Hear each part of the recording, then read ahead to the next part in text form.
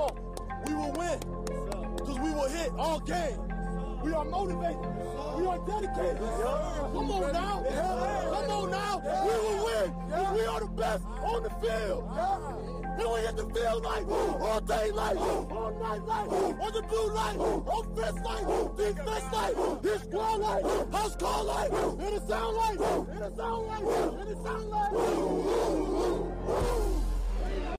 Looks right, throws it too high. Oh, it was called on the back end. Are you kidding me? Are you kidding me? He hauled it in. ECU with a miracle win. In Lubbock, Connecticut. Goes for the end zone. The ball's in the air. It drops at the goal line. I think he counted for a touchdown. He got it. He got it. He got it. Touchdown, Nick Matthews. The Cougars win it. The Cougars win it. He gets in. He's got room to the right. Tucks. Throws anyway. In the end zone it is. Caught. It's caught for a touchdown. A good one. The set down. The kick is up. On the way. It is good. He missed the catch. Do you believe this? With 1:11 to go, he missed the He is off, and the kick is no good. And the Cougars are going to win the football game. Donnell Barnes over on the far side. He's going to keep it himself. Cut back inside. Slams for the touchdown. And the forever. I'ma do this here forever.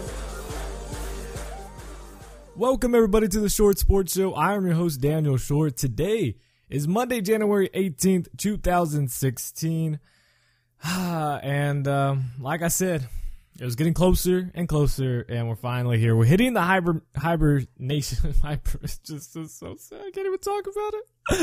Can't even say it right. Can't even pronounce it. No. It's just that time, guys. College football is the news of it slowly going down. And in the NFL, thankfully, we had great playoff games this past weekend, and now we're down to 2 games. 2 games left. It's okay, guys. We'll get through it. But I hope everybody's having a great Monday, or whenever you're listening to this, of course. Martin Luther King Day. Awesome. But we do have news, like I said last week. Now that the season of college football and the NFL is wrapping up, we will now be switching the Short Sports Show to 1 day a week, and that'll be on Wednesdays starting February 3rd. So the first Wednesday on February, the Short Sports Show will be every week, 1 day a week on Wednesdays. We will not have Mondays and Fridays like we normally do, which, it's fine. We did this past couple seasons now. We've had it for 1 show a week. That way, excuse me, we can have just a pretty good episode lengthwise and have enough news to talk about and recapping stuff because, it's going to be a little bit slower, but we're still going to have a show every single week like we always do.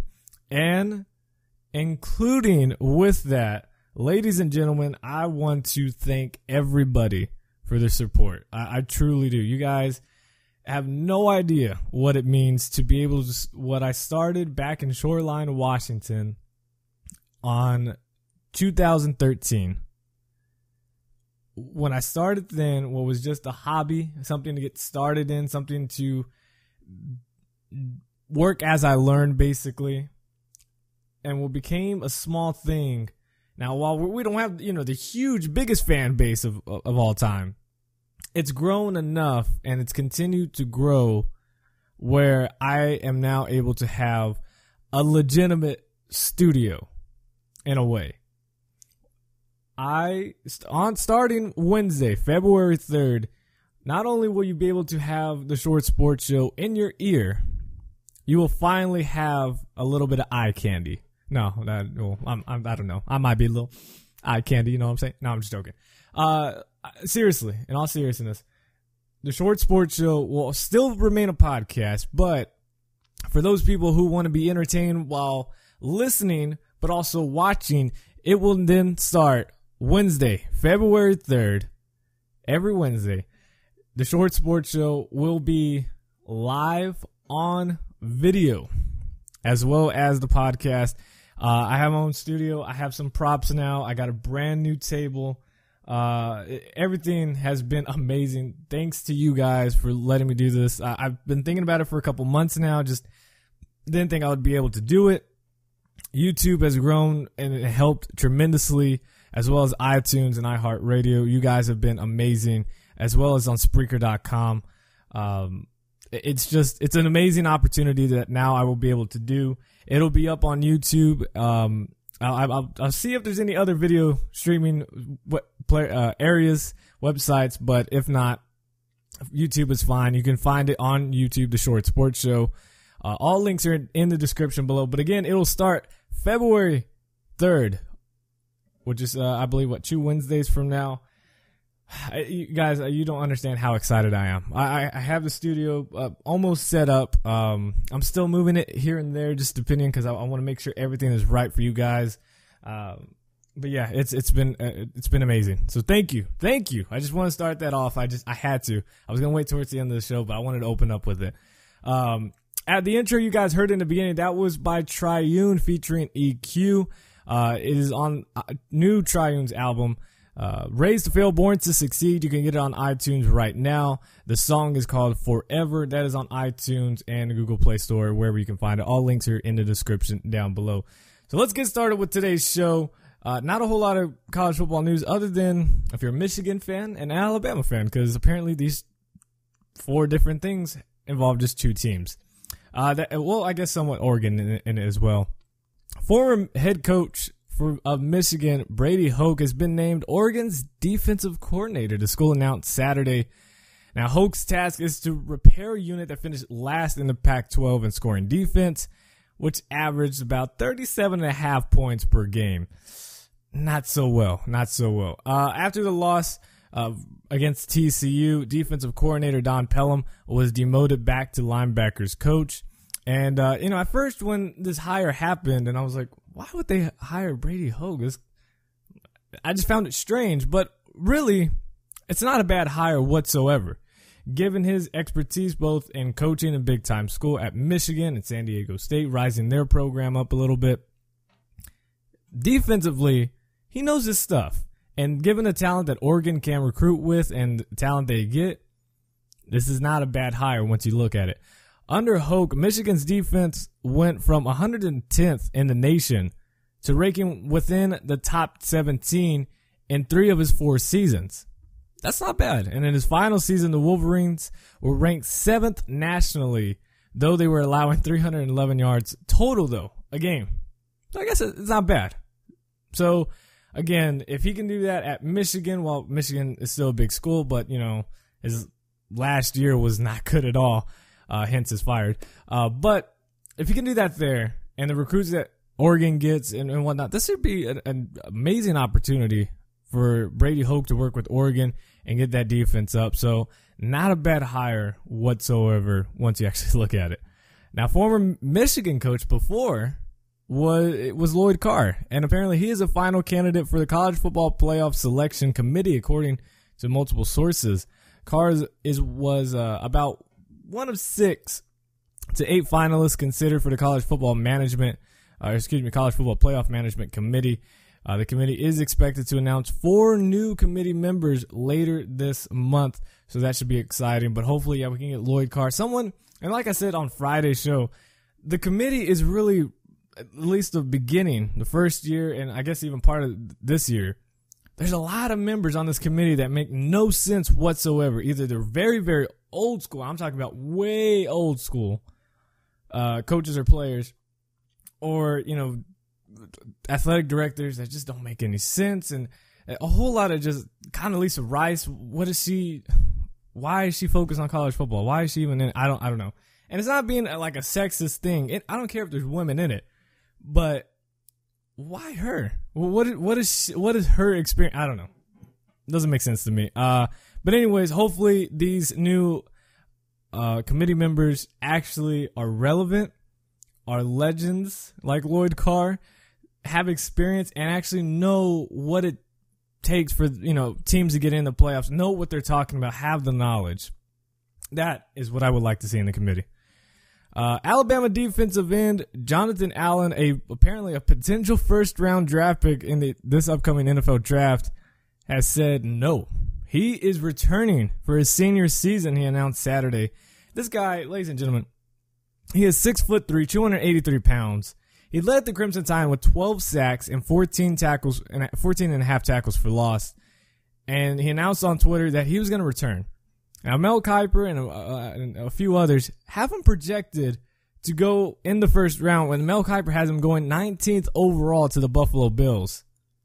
And he is saying no.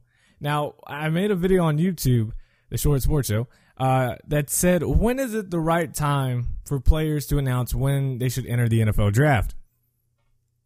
You know, when is it? To me, I think, and that's for, you know, obviously non-seniors. To me, if you're a guaranteed first-round draft pick, then that is probably the time to go ahead and take it. The money is there, and I know it's not all about money, but I'm saying, well, when it comes to the NFL draft, it boosts this. Once you see how much money is lost after several rounds and half of a round going through, it drops tremendously. Now, this guy, God forbid, but if he is to get injured and he doesn't really fully recover to where he's not drafted in the first 3 rounds after next year, that's a huge loss. I understand you could take that insurance policy and whatnot, but I know Alabama's going to return a lot. I know Alabama's still going to be them.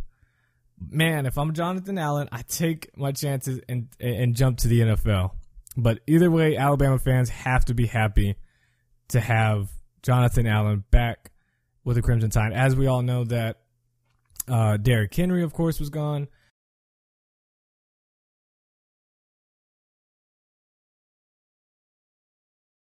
A'Shawn Robinson. I was pretty sure I was close, but I didn't want to say the wrong name again and be wrong. But A'Shawn Robinson, Derrick Henry, they're both leaving as expected. Derrick Henry, not so much a guaranteed first rounder, but you could project that he's going to be pretty solid.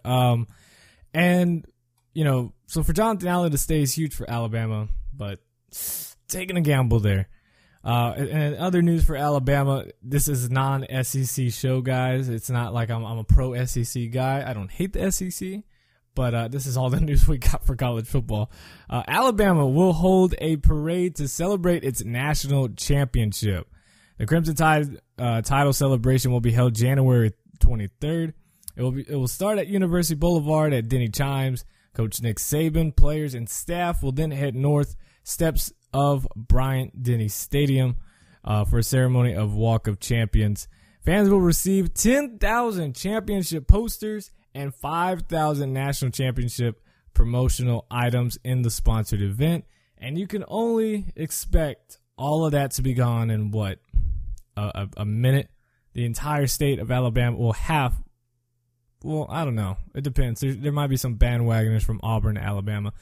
There's going to be basically the whole state of Alabama is going to be there. So while 10,000 to most people seems like, oh, that's really good. They're going to give out a lot. 10,000 is probably the smudge that is on your floor that you don't even notice. That's how small it is. But anyways, moving on. Really with the NFL, obviously we will recap the playoff game. See, that was it for college football. Just like that. But really the biggest news out of all of these, you know, after recapping, is the amount of injuries to the star players that happened in this past week's games. Now, obviously, one of the biggest ones was Carolina Panthers. Well, I guess not really biggest, but the biggest name was Carolina Panthers defensive end Jared Allen, who suffered a fractured foot, and he's going to be reevaluated today. He did start 13 games, including Sundays for the Panthers, but he only had 2 sacks. He really didn't have the year that maybe some of us thought he would have. You know, I don't think we all expected him to have 10-plus sacks, but we thought maybe 6, 7, somewhere around that range. He's 33 years old. He has 1 year left on his contract, and he recently told ESPN.com he would evaluate the season whether he will play another year, but he made it clear he wouldn't play anywhere else but Carolina. So that's up to the Panthers if they want to draft him, but I wouldn't be surprised Panthers go in a different direction. But other news to the Panthers, that was Greg Olsen, their tight end. He hurt his right shoulder on a big hit from Seattle safety Cam Chancellor near the beginning of the beginning of the fourth quarter. The team listed its star tight end questionable Oh, excuse me. Wow. Excuse me. Olsen, who was second among tight ends with 1,100 yards this season, returned to the game on the Panthers' next offensive series.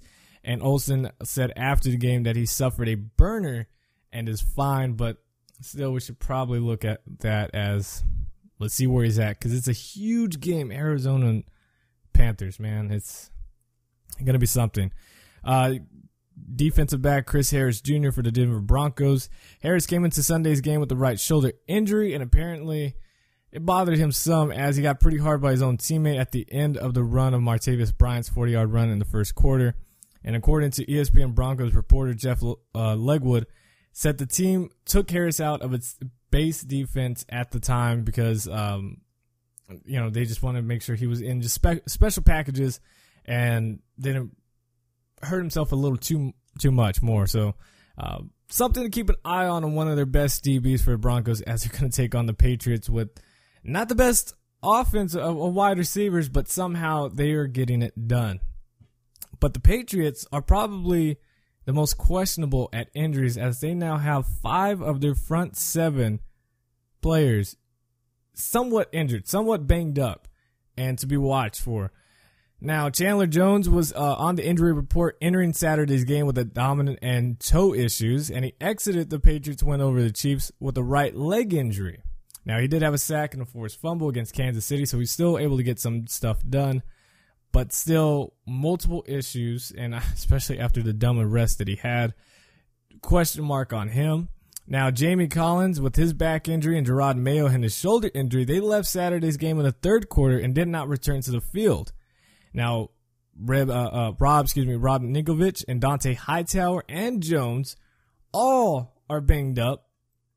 So what is that going to do to the Patriots defense? Again, that is 5 of the defense front 7 that are all battling injuries. Not good whatsoever.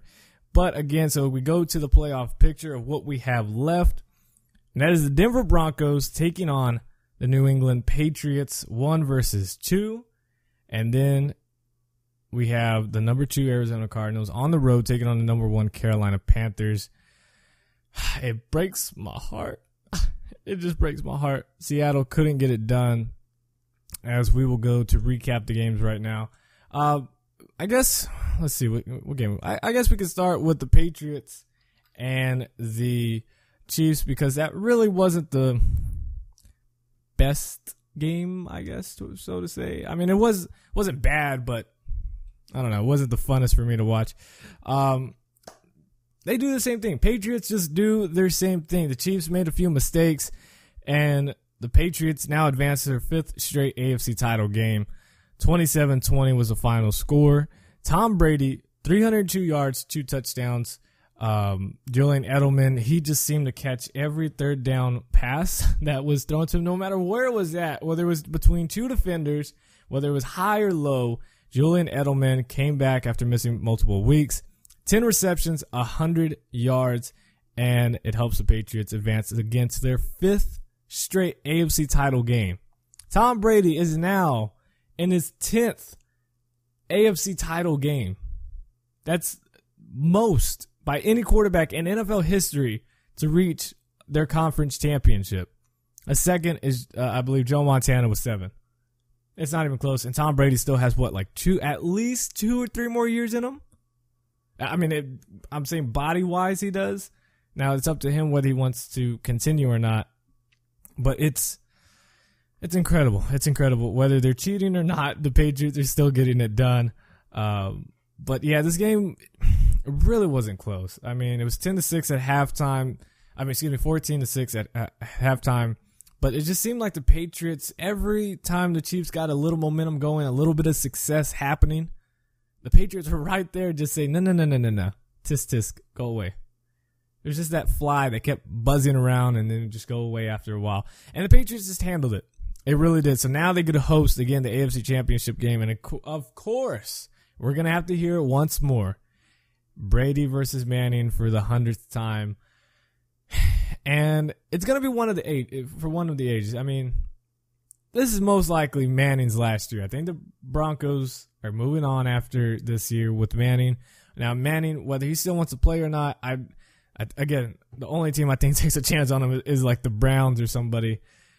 And are we really going to say Peyton Manning leading the Browns to the playoffs? I highly doubt it. I really do. So most likely the last time, unless these guys face off in the regular season, this is the last time we'll see Tom Brady and Peyton Manning go at it in the playoffs.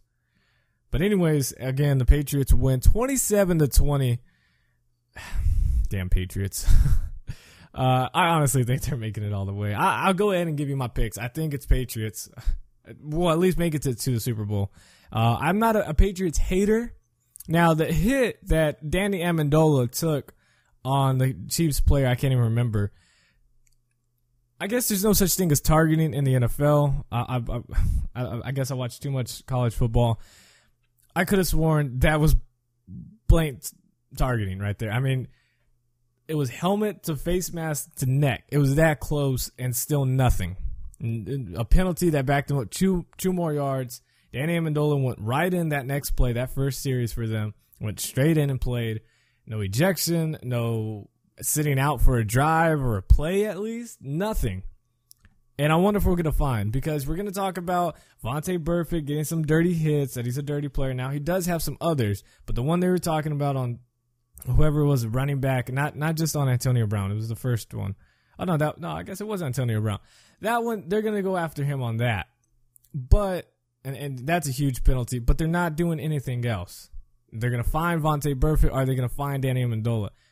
I mean, that was he did it on purpose. That was a clear hit. At least the ones for Vontae Burfict, you could say maybe weren't intentional. But this one was clearly intentional, yet there's nothing that we're hearing. That's my only complaint. Danny Amendola, if I was NFL commissioner and doing the job right, Danny Amendola will be suspended for at least the first half of the AFC Championship game. Suspended for the first half. And if you want to go back and say, oh, well, you're just hating on the Patriots, well, what about Burfict? Right then and there, targeting just like it is in the college football, it needs to be right with the NFL. Burfict should have been suspended the rest of the game for that. And had the Bengals ended up winning somehow, he would be suspended for, the first half of the next game. That's how I would have done it. Is that going to happen for Danny Amendola? Absolutely not. He's going to play. He might get a little $15,000 fine, which is absolutely nothing to him, and go on from there, and he'll still play. Is it wrong? Absolutely. But that's my only complaint.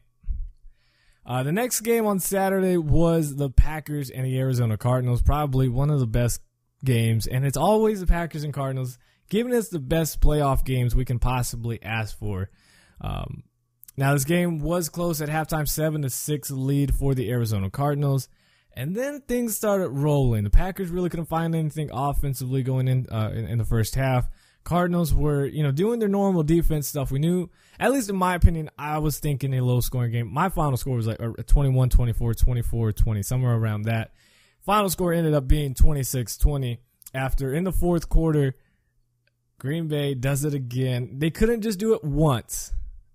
With the Hail Mary against Detroit, they had to do it once more to almost save their season, at least take it into overtime to a 20-20 game. And then Larry Fitzgerald just does his thing. He leads them all the way down, to the 2-yard line. Cardinals didn't punch it in for the game-winning touchdown. They pitch it back to, I like that play call. I love the play call by Arizona for that touchdown play. Carson in shotgun, Larry Fitzgerald to the left of him. Carson Palmer rolls out a little bit, then pitches it inside, a shovel pitch to Larry Fitzgerald for the touchdown. Cardinals win it in amazing fashion, 26-20. And I'm happy. I like the Cardinals. I do.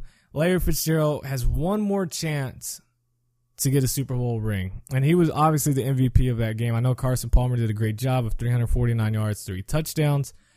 But Larry Fitzgerald, 8 receptions, 176 yards, throwing his body out there in a touchdown to really just, get the job done. He wants this more than any, I believe more than any player out there. I think with him and LaDainian Tomlinson were probably the two players that wanted it more than anybody to get to the Super Bowl. Obviously, Tomlinson could not, But Larry Fitzgerald wants this. He's gone through so much, and he's stuck with this team. I mean, people remember him for his good years and when he's had 1,000 yards and stuff, but you got to remember he's played with some very, very, very bad quarterbacks. He's never played. Carson Palmer is the most elite quarterback he's ever played for. Oh, okay, whoa. And Kurt Warner. Can't forget about him. That was still, 2-3 years? 2.5 really good years, and then the other half was pretty bad with Kurt Warner that people don't really remember.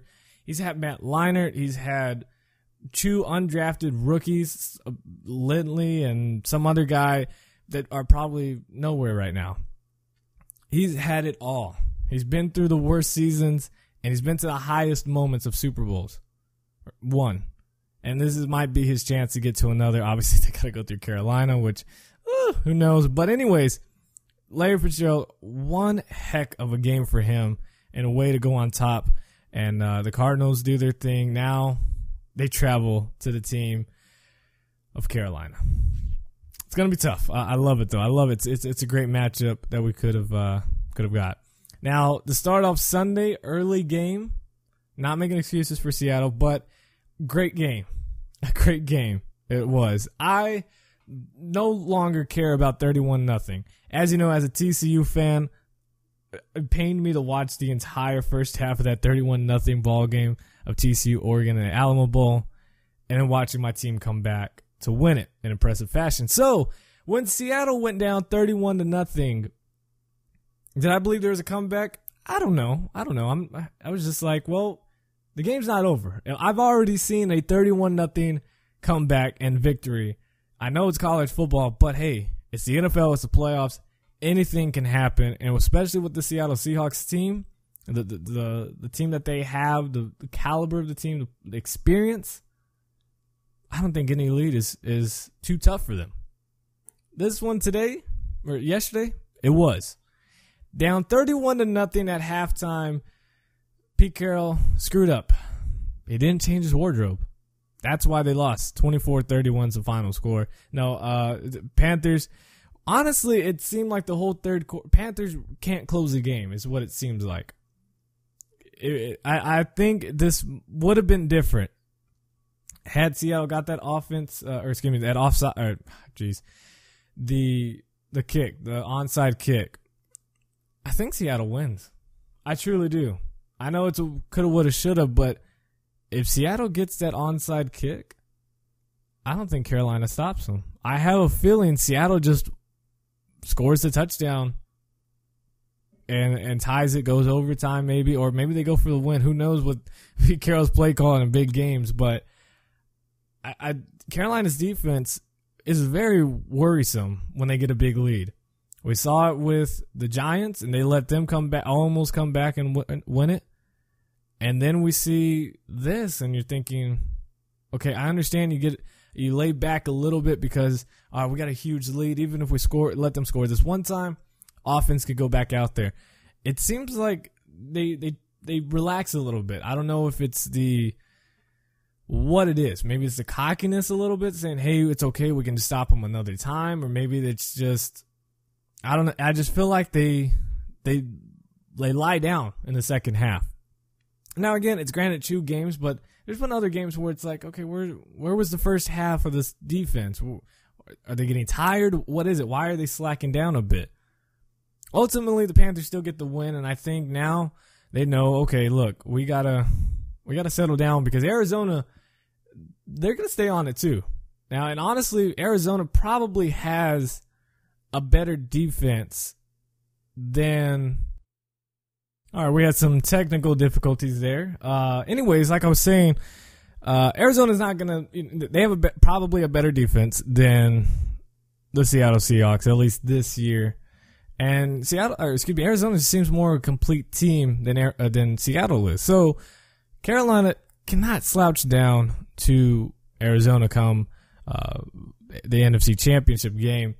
But moving on, Russell Wilson – rough first half, obviously. Comes back in the second half, makes some incredible plays that only Russell Wilson seems to make. Rolling out of the backfield, just keeps moving and turning his body. Defenders are lost, and then he just tosses that ball up in the air, and it seems like it's only for his receiver to get, and it's so close. Josh Norman almost, maybe knocks it down, maybe even one hand picks it off, and Jermaine Kearse catches a touchdown. It's incredible the amount of throws. Now, some of them have hurt Russell Wilson, as we saw the first pick six. He threw it to Luke Kuechly, moving around the pocket, throws it, doesn't really look, and Marshawn's going the other way. Kuechly picks the ball, pick six, throws him into a 14-0 hole. But anyways, Russell Wilson, 31 of 48, 366 yards, 3 touchdowns. Now, Jonathan Stewart opened up the game with a huge run, 19 carries, 106 yards, and 2 touchdowns. He's really found his year. He hasn't been like this since he was a little bit younger, and now he's found it. He's more comfortable. The offense is really much more balanced with what Cam Newton brings to the table, both running and throwing the ball to these wide receivers. And that opens lanes for Stewart. Whatever type of run it is, Stewart's getting it. So obviously, Panthers do their thing. They pitch a shutout in the first half. They got to close it out in the second. Final score, 31-24. The Carolina Panthers will now host the Arizona Cardinals in the NFC Championship game. And what a game it will be. To think, if we all look back at the beginning of the season, what the Carolina Panthers have done, when their best receiver, Kelvin Benjamin, goes down, we all thought, there's no way the Panthers go, win more than, 9 games, 10 games, maybe if they're lucky. I projected them to finish, third? I had, let me see. I had the Falcons winning the whole thing. That's how, at the Falcons, and then the Saints, and then the Panthers after that injury. If he can do this, this is only what, and I'm not trying to compare it to, so don't take it too high. I'm only comparing this area. But we only know currently of only 2 quarterbacks that have done it repeatedly in their career that have taken wide receivers of no names and of one have put up, and the quarterbacks have put up big games, and that's Tom Brady and Peyton Manning. You look back at what Peyton Manning had after Marvin Harrison and even somewhat without Reggie Wayne. You see the receivers that Peyton Manning had when he was at the Colts. He developed a lot of these wide receivers and he made them great. Tom Brady, what he's done with these wide receivers. Now, Brandon LaFell, he's good and all. And so is Julian Edelman. I know he has Rob Gronkowski, but in previous seasons, we've seen him with really no names, and he's made them great. What about Dobson? We remember him and Kimbrel Tompkins. Where are they now? And he made them pretty well, other than when they dropped the ball on themselves. But when they were on, he's got it. Cam Newton with this wide receiving core of Ted Ginn, but not the older Ted Ginn, and Corey Brown, Philly Brown, whatever you want to call him, and a few others that have really been no names that we didn't think could really get it done, and he's done it with this offense and a balanced offense. Credit to Ron Rivera to making sure the offense is set, and it's incredible. Cam Newton, what he's done. So Panthers move on again, 31-24 over the Seattle Seahawks.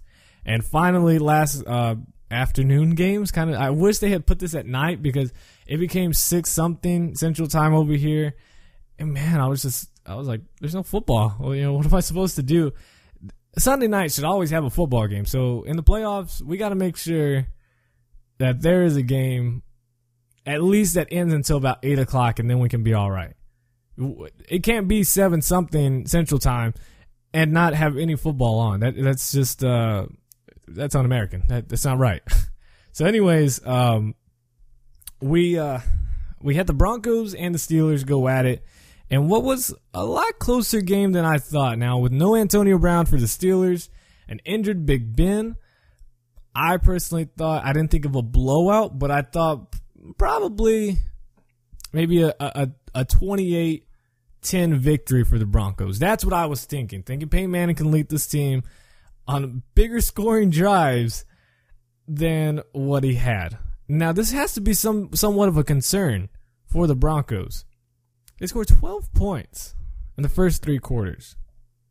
12 points. And they don't get a touchdown until in the fourth quarter. And that was thanks to a fumble by the running back for the Steelers.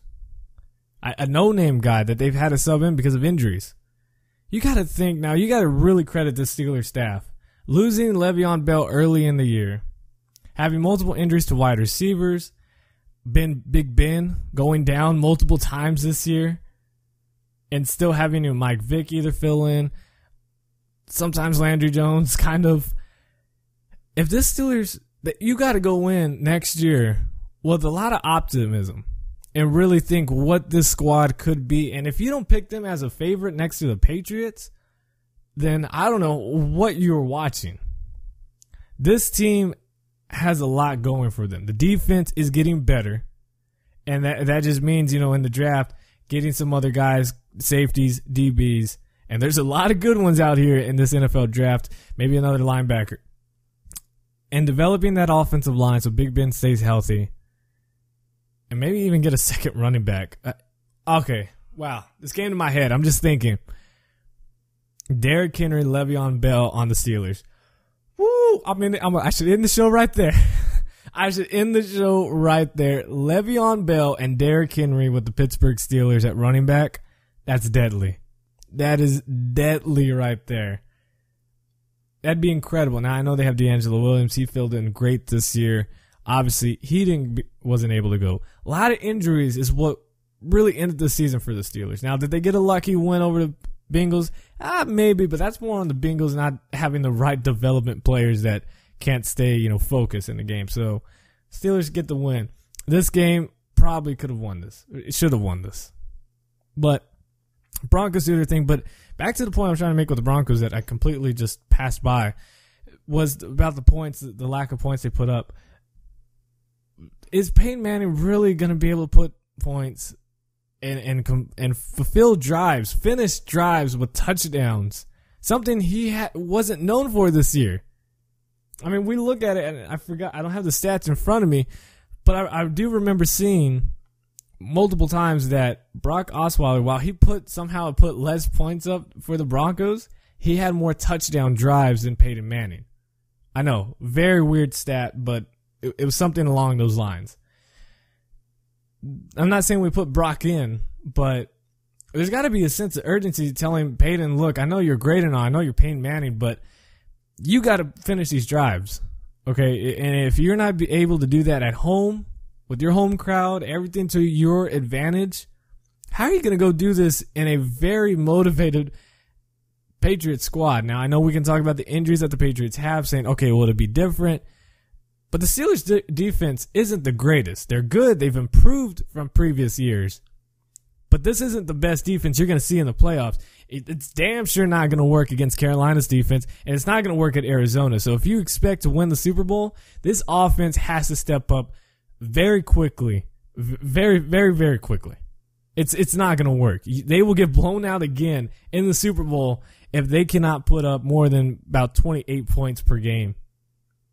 And I know, and it starts with New England, and it's going to be tough to do that because if you can't, obviously, it's somewhat of a dumb statement to make because it's win or go home. But if you cannot beat the Patriots, there was no way you were going to even beat the Cardinals or the Panthers. It's not happening. I know your defense is great; it gives you opportunities where you can score less points, but the Panthers' defense can easily shut down Denver. Arizona's defense can probably, do what some of the average stuff that the Broncos are putting up.